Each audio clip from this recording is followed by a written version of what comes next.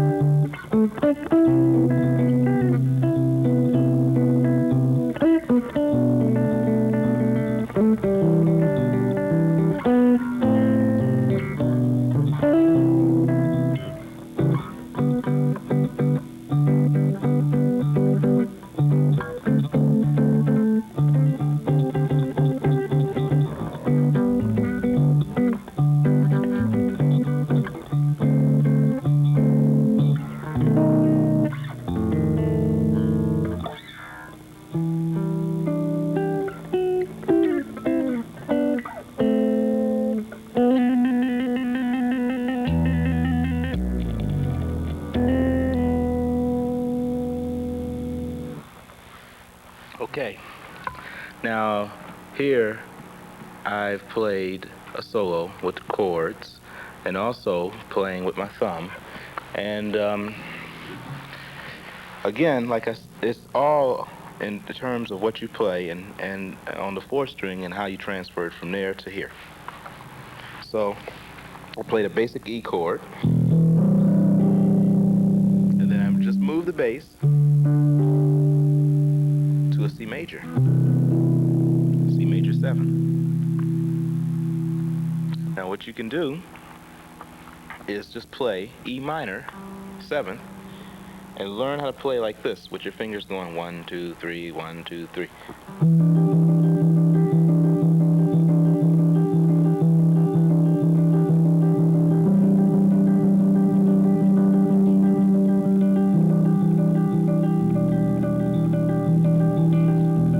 And hit the E string every once in a while or at the end of each bar.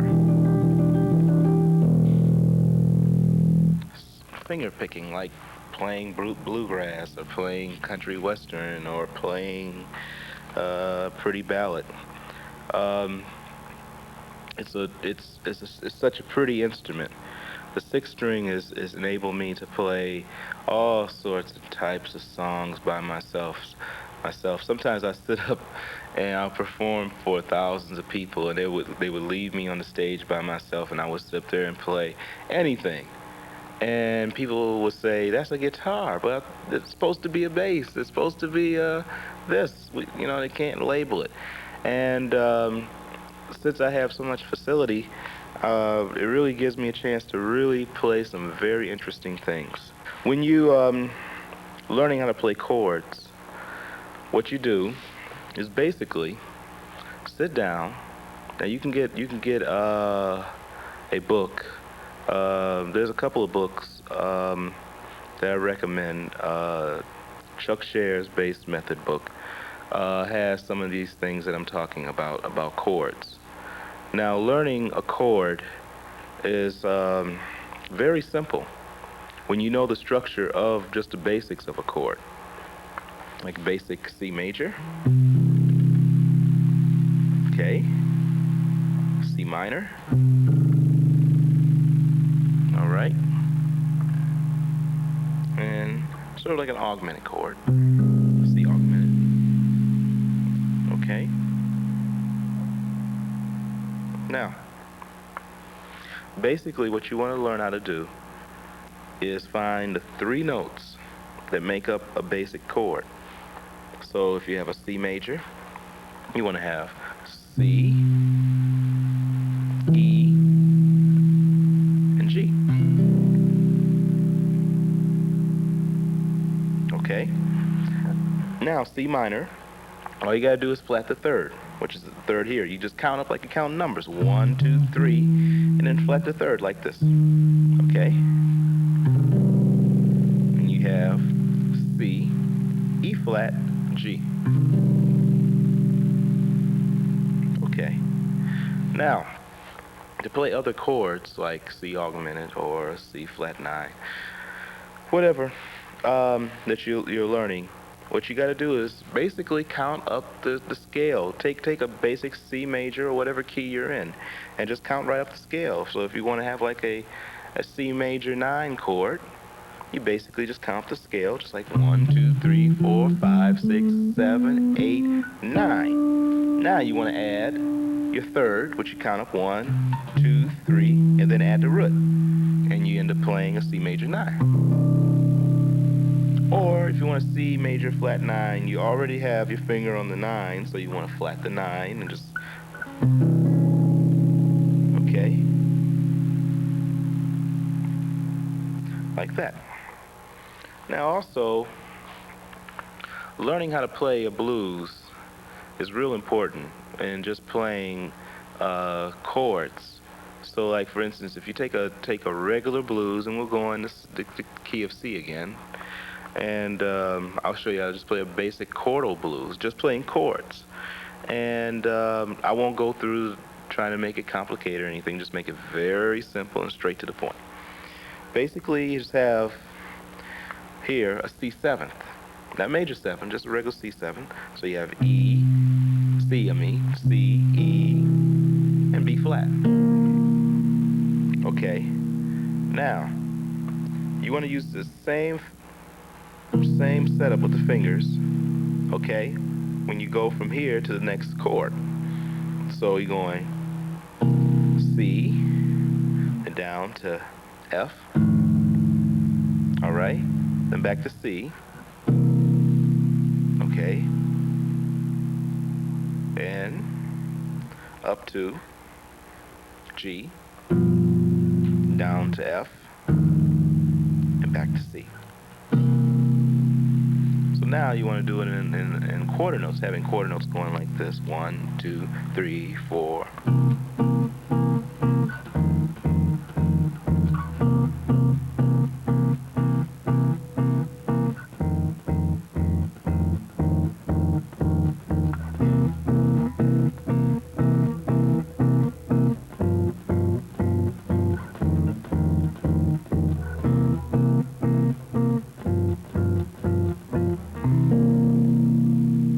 Okay. So look at my fingers closely. All right, and this is what you're going to be doing from here to F, back to C, back to F, back to C, to G, down to F, and back to C. Basic blues. So you can sit down with some of your friends and have them play a bass line, you know.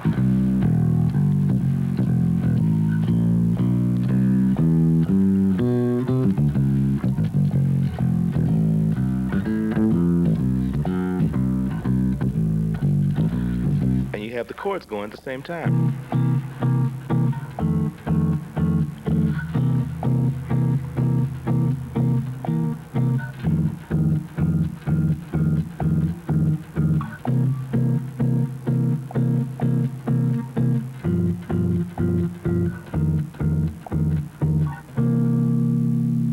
Okay. Now, when playing a melody and you're playing a chord, what it is basically the same way you would play 3 notes. What you would do is have the top note playing a group of notes against 2 notes. Okay? So what you do is basically learn how to play again like this, a C, and then just move the C around, move the forefinger around on this string, and just get a variation of this particular note against these 2 notes. So it'll be like this.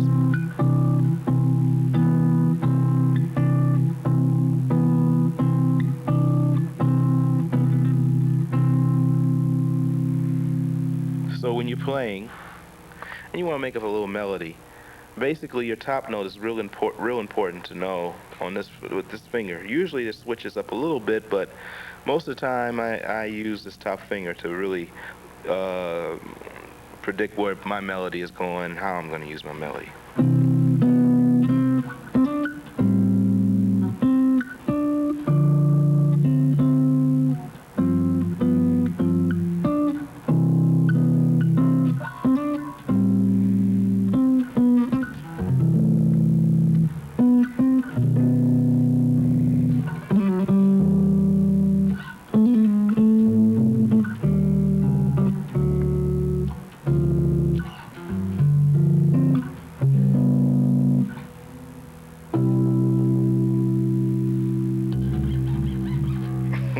You could take songs, any song you want, and learn how to play the melody, and then you have the 2 notes.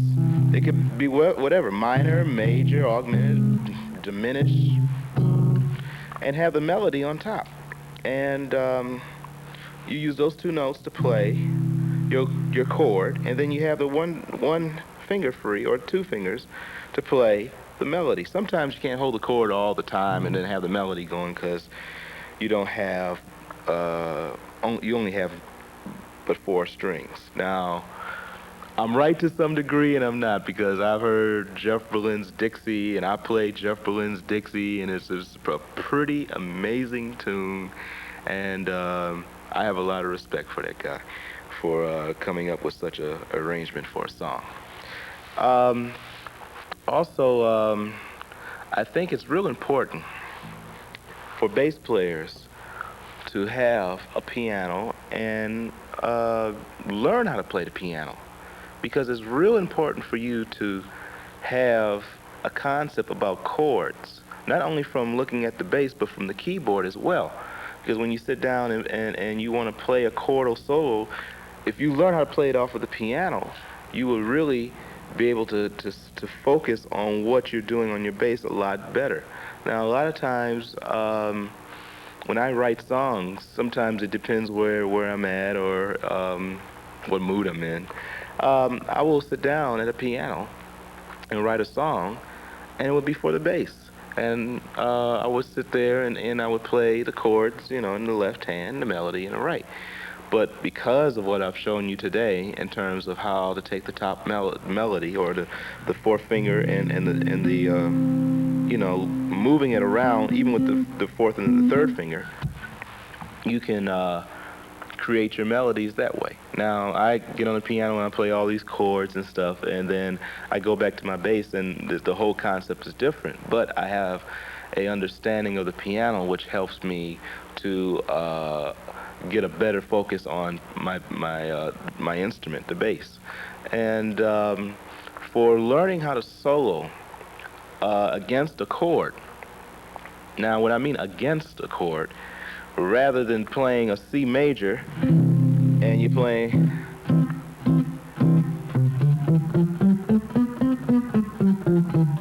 usually when you go to a bass teacher that just learn just how to play regular bass, they won't show you too much about soloing unless they know your basic blues run. You know, I found a lot of my students coming to me and I would say, play me some notes or play me a solo against a chord. And they would be playing, if that. And some students wouldn't even play that. They would play something totally strange, like they were trying to show me that they got a lot of speed note. I asked them, what did you just play? And they would just look at me and say, I don't know. I look at them and say, what? Who taught you how to play? Well, such and such taught me how to play. Okay, okay. So I have to actually start them over and show them how to play regular scales and then learn how to play melodic or play against the chord. Now, basically learning how to play against the chord, you got to know what is called as chord extensions and chord substitutes. Okay, so what you need to know is just a regular C scale. Okay, now from the third degree of C, which is E, if you start from the key or from the E and go up a third or minor third, from there you're playing an E minor. So if I started E and then go up to the G, I have an E minor, which is basically relative to C major. Now, if I would go up to G, I have what is called a G major. And basically it would sound like this. Now, that's all relating to C. A lot of times you have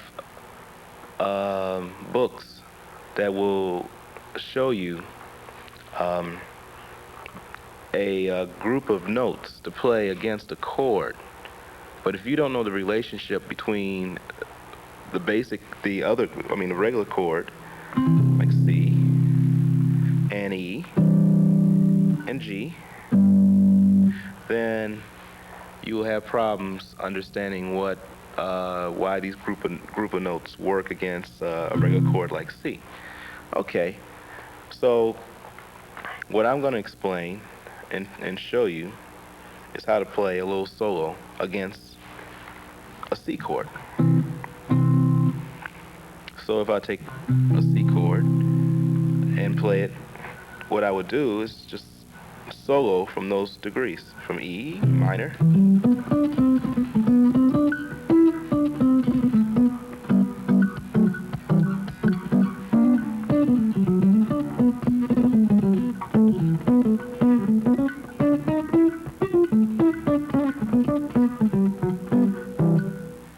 Now I'll solo from G, which will still be related to C, to the C chord.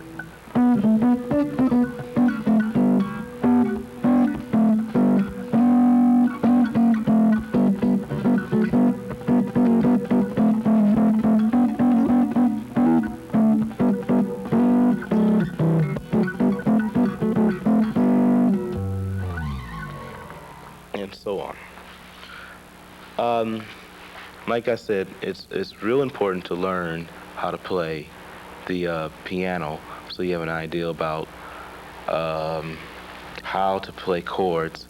And when you're learning how to play chords, sit down and learn to play a basic C chord, just a regular chord, C chord, and um,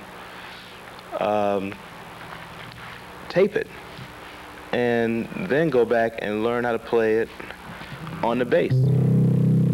Also, the same thing for when you're learning how to play melodic and learning how to play a solo. Sometimes, most of the advanced bass players that have an idea about where the chords are going would sit down with a tape recorder and record the chords, or a piano, use a piano or a guitar, whatever, and go back and then read the solo and hear the chords going by, and it gives them a better idea where they're going.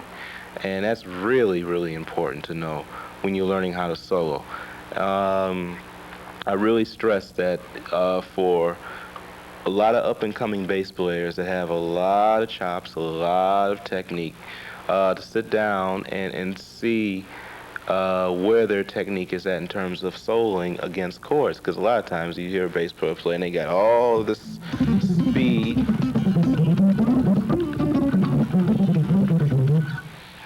and you would freak out and say, "Wow, that's great." But when you play it against a chord, and then they play,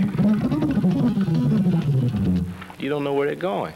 But knowing how to play in and out of chords will surely you'll be able to not only understand them yourself, but your audience will, because you don't want your audience kind of sitting there looking at you like this, and you up here playing a solo, and you're into it real heavy, and you put all that you got into it, and then the solo's over and nobody claps.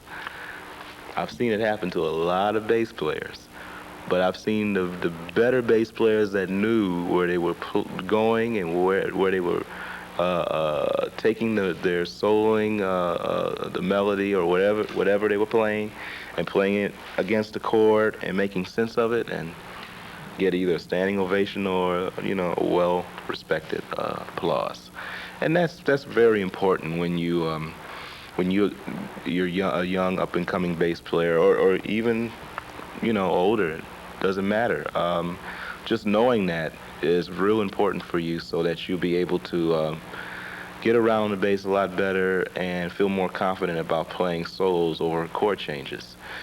Also, I do stress that timing is important when you're playing with a rhythm section, or even playing with a piano player or a guitar player or whatever, even with a sequencer, computer. Having your timing together is very, very, very important, because if you're playing in the studio, and we used to play the click tracks, and it would be this metronome going in our headphones, and we'd be going like this, and this thing would be pounding away in our ears. But the reason why they would do that, so the timing wouldn't speed up. And I had to go home and learn. It took me a long time. It actually took me more time to learn to play time and play, against a click track than it did when I was just learning technique. Because technique, you can pick up real fast and have it, and if you pick up fast, you can pick it up in a matter of a few days.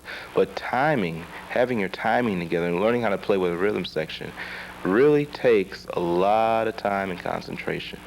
So I do stress when you are learning about time and trying to, have a steady pace in terms of your playing. What you should do is get a drum machine. The reason why I say a drum machine, and you probably would hate me for this, but uh, all drummers don't play good time.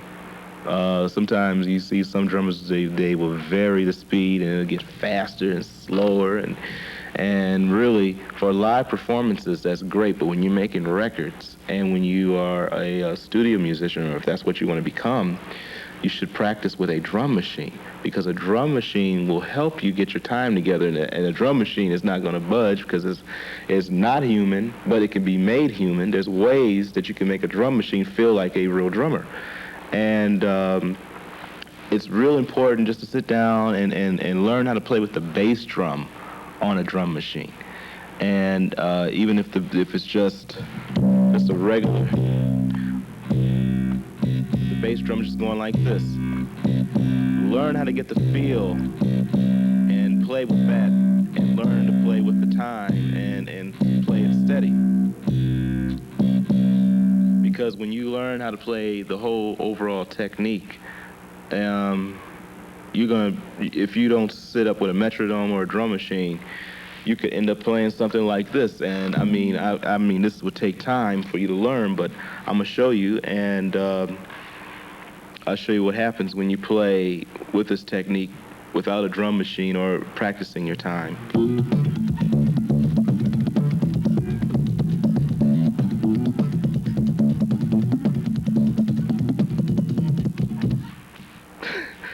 Pretty sloppy. Well, what happens is that if you don't play with a drum machine and you don't practice certain rhythms over and over again with a drum machine, you won't play correctly. You'll end up really playing sloppy, and it really doesn't sound good. And for you to be a professional bass player, your time should be always intact, always together. So if I'm sitting up here playing,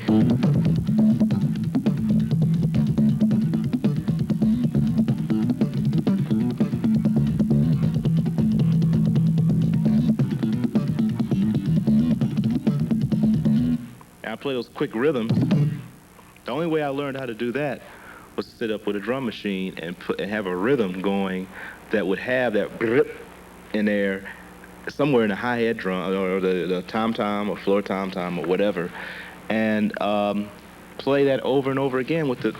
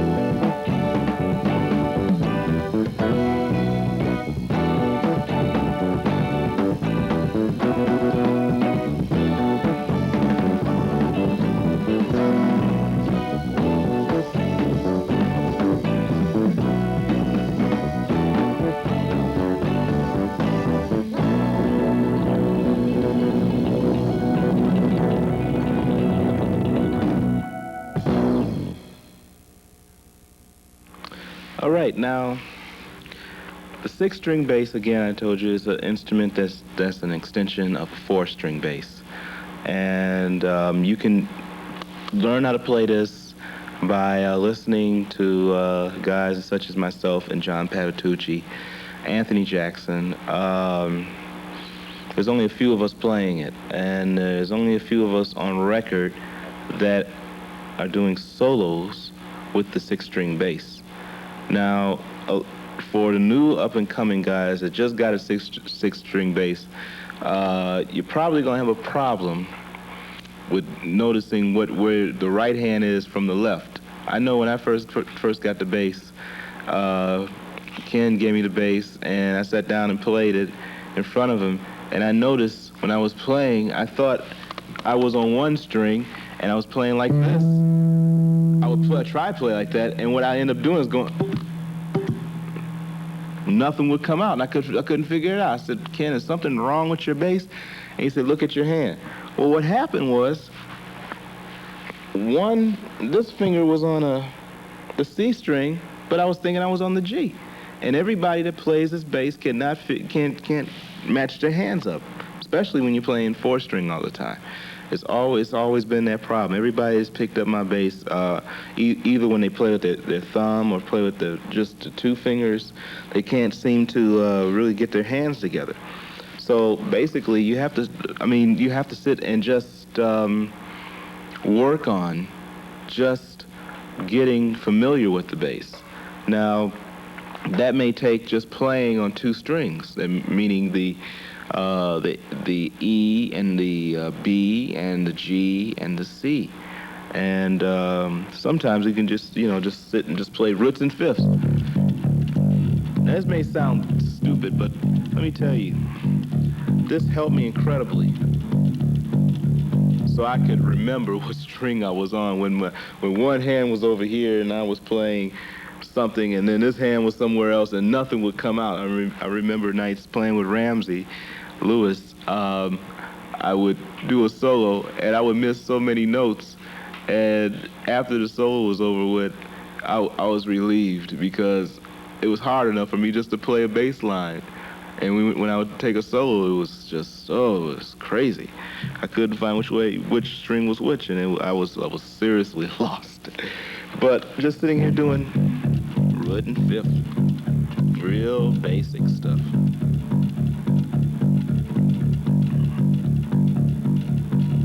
And the same thing here.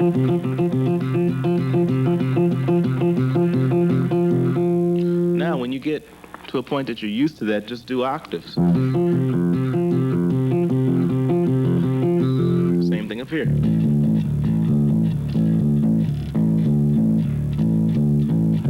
Something real basic like that, so you can get a feel for the bass and really adjust to it. I find that doing that, you really start to understand the bass very quickly, and then you can adapt your technique to it and know where you're at, because again, when you're playing this type of bass, you have two extra strings.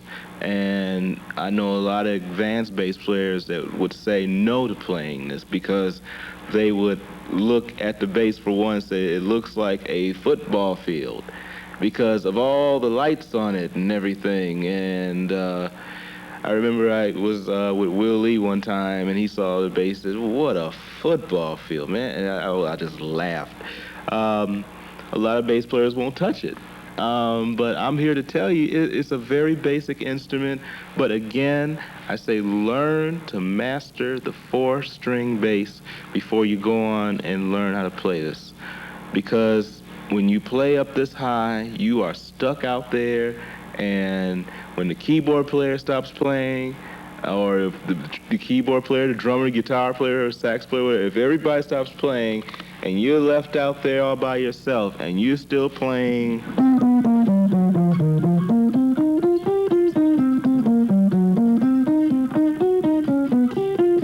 or if you're playing real fast, but you're in this key, a real basic key, and you're just kind of like just shooting off just licks or whatever, and you really don't know where you're playing on the chord, then you're really losing the audience as well as yourself. So really master the 4 string before you go ahead and go on to this. Now I tell you, a 5 string is also a very important bass too. Um, when you're in the studio or if you're playing live, before the 5 string came into view, bass was kind of like going into sort of like it wasn't the instrument no more, and that whole era of the Motown sound and all that stopped when the bass synthesizer came in and started playing all the low notes. Bass started sounding like a mid-range instrument rather than the true instrument it is. So for a long time, all us bass players were out of work. The only thing that was fortunate enough about me, and I go back again to the piano, is that I knew how to play the piano well enough to play bass in my left hand. So I'd go on a session and they said, well, we need a synthesized bass. Most keyboard players can play it, but they want a feel of a bass player. And it's so important to know how to play a piano. And while you're learning how to play a bass, you should study piano with somebody so you can get an idea about how to do that. Because a lot of times you'll go on a tour, and a lot of the big tours will have a bass synthesizer or want you to play bass synthesizer. The bass player with Michael Jackson, I saw him, and he was switching from regular bass to bass synthesizer because a lot of Michael's songs are basically bass synthesizer. A lot of big hits today are bass synthesizer. And a guy by the name of Marcus Miller that does the same thing I do, basically he plays keyboard, bass synthesizer, and go back and double the line with his bass. And it really, when you hear it, it gives the bass another color to it. It adds another texture to the bass. Now with a 5 string, what the 5 string did was kind of put us back on the map. But some of us would take a 4 string bass and have an E, and we'll just take it and go tune it the same, almost exactly like a B. So then you could still have your regular strings, 3 strings, but when you play a low note like that, you'd have an octave lower.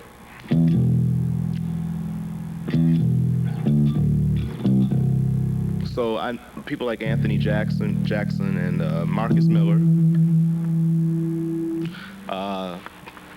were known for doing that.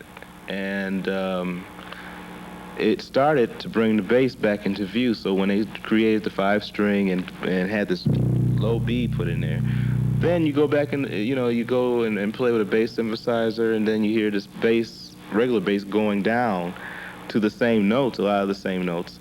Then people started hiring us back, and it was really a relief to see bass players now starting to play a little bit more. You still have bass synthesizers still dominate the industry and a lot of your pop music and a lot of your R&B music. So it's real important to know about the 5 string and how that works. Now, what I want to do is get back to the setup with the Pierce amp. Now, I'm playing pretty things here. With this Pierce amp, I could switch over channels, and I could play a little rock stuff like this.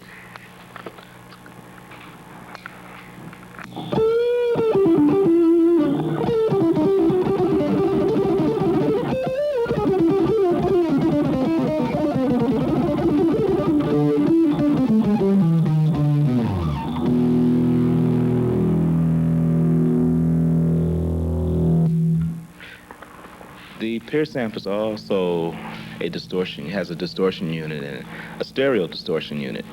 So sometimes I will use it and use it for distortion, or I could have 2 totally different sounds. A clean sound where I want for playing my grooves. And I don't have it set up now to do this, but I'll explain it to you. Where I could just play a groove with my finger. I could switch a channel with the foot switch and go and play my thumb with my thumb.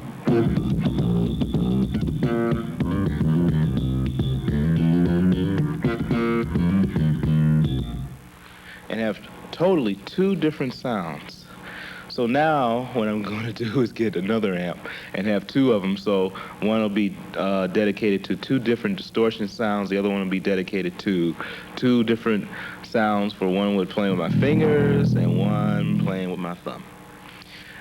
Now, another thing I want to talk about is also learning how to play with your four fingers in terms of just playing regular bass.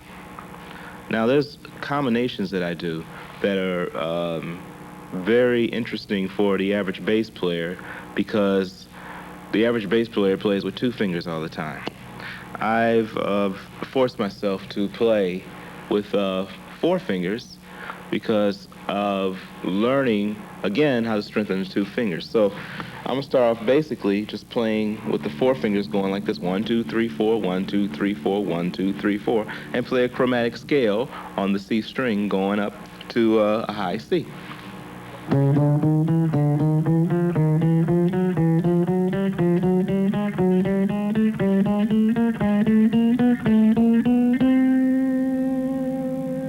Okay. Now, what you want to do is sit down and just get a feel for that. Play on your open strings and play with the open C or whatever, any of the strings on the bass, 4-string, or even if it's 5 or 6.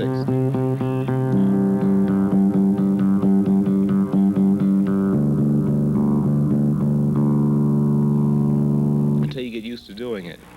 It's hard for me to play with the two fingers anymore because I'm so used to switching off into different combinations with the four.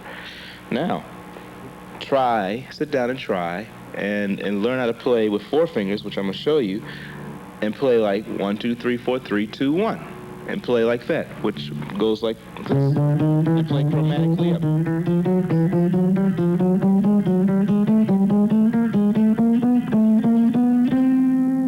up. Okay? Now, what you're learning how to do is really take some of the tension off of your hands. I've seen Stanley Clarke play, and he would play, this run, which is 3 fingers. I play something similar.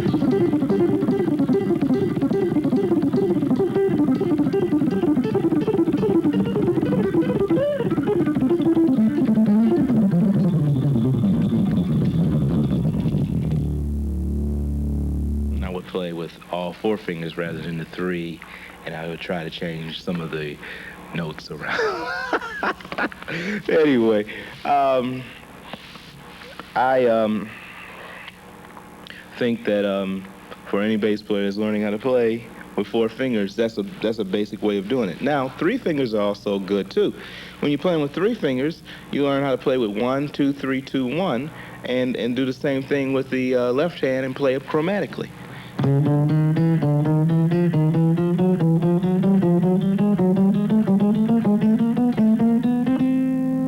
Little double note there. Now what I do also, in adding to that, I learned how to play with 3, 2, 4, 3, 2, and don't use the first finger, which is like this.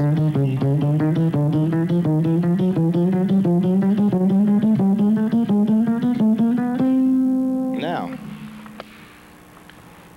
when I combine it all together, that's how I play these runs, and it seems like I'm circular breathing through my fingers and never stop playing a run, and the run will go forever and ever and ever. So it's, it's like...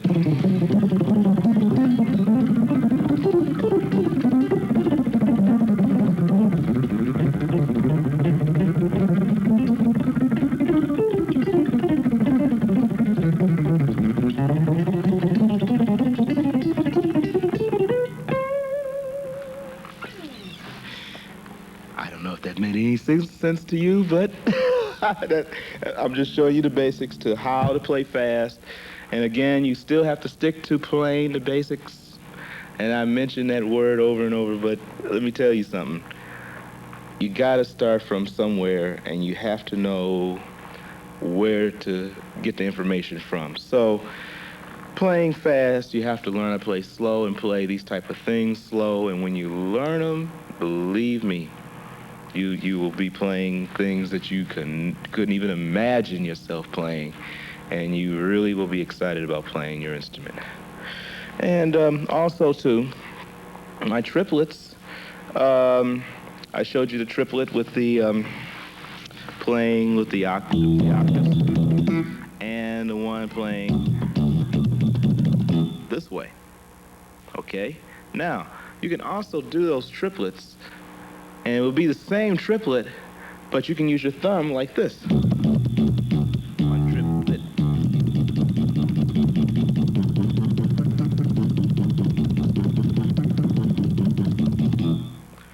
You can play triplets with just your thumb going one triplet, two triplet.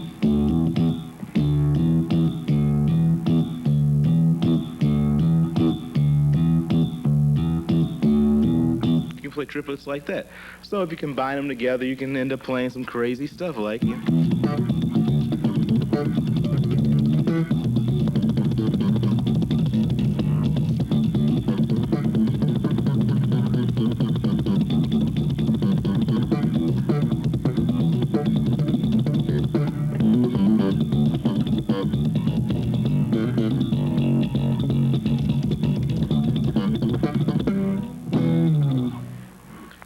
You can do triplets like that.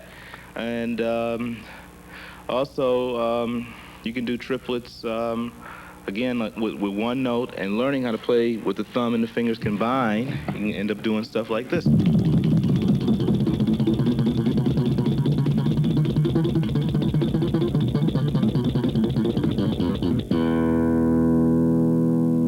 And be able to play triplets just with the fingers, and just playing, or with the thumb. Same way. And also, you can learn from listening to records, listening to guys like Marcus Miller, listening to guys like me. I'm on quite a few albums, and some of the albums I'm on, a lot of the Ramsey Lewis albums I'm on, I do bass solos, and I do a lot of this technique. And you can pick up any of those records at your nearest record store. One more thing. It's also important to know how to read music, because a lot of times you may learn this technique, and then you get on a job playing with a big star, or a big act, and they put some music in front of you, and then you can't really use this technique if you don't know how to read the music. So it's real important to learn how to read music and know how to be able to read it to a point that you can, if somebody throws anything in your face, you just read it right off, and it's no problem. And then you can add this technique. You can add your technique, my technique, whoever your favorite bass player is. And I really think that you'll go far when you know your music all the way around, be a total musician. Listen to different styles of music too. That's real important. Listening to different types of music, not just funk, not just rock and roll, but Latin music, jazz music, classical music, whatever, But always stay open. Never close yourself off, and never think you're ever too good. Because I'm gonna tell you something. When you start thinking you're too good, and when you start thinking you are really a monster at what you do, somebody, I'm not mentioning no names, may come around and put you in your place. Thanks for joining me on my Backstage Pass video. I hope the information that I've given you will help you to reach new goals and new heights in your career. This is Bill Dickens signing off and saying, hope to see you again on tour backstage.